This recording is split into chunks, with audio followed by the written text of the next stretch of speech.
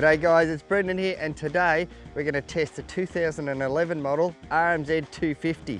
Now let me tell you about some of the changes that have been made on this bike.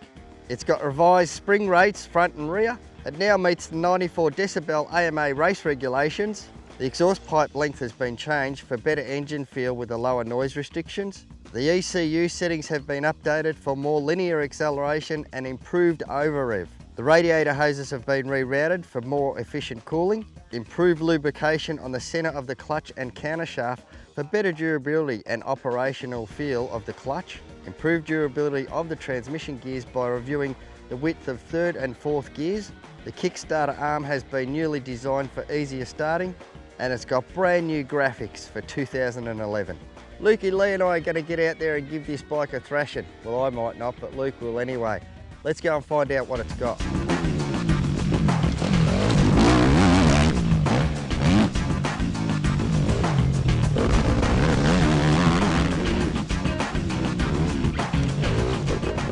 As a complete package, this bike's really, really good.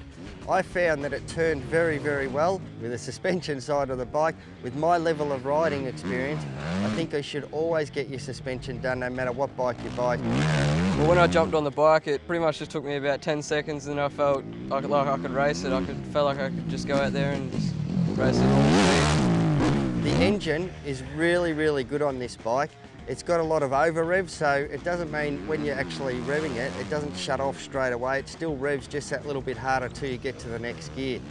Well, I was actually surprised how quiet the bike is. I was revving it a fair bit out there, but it seemed to be really quiet, especially being out here at a local private track.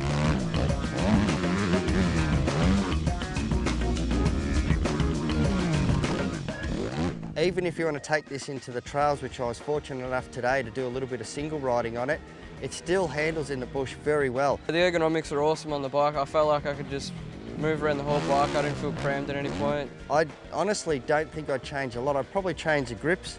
I found the grips to be a little bit hard, a little bit fat for my sort of liking. Other than that, this bike really is great. It comes with good handlebars, good foot pegs, things that I find important. I think it looks like an awesome bike. Like if I looked at it on the streets, I would probably think it looks really cool. I'd probably buy one.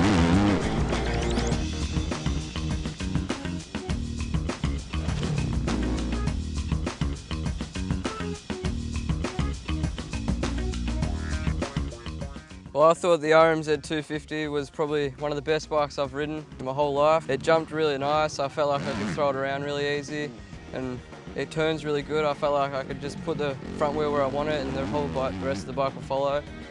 What could I say that's bad about this bike?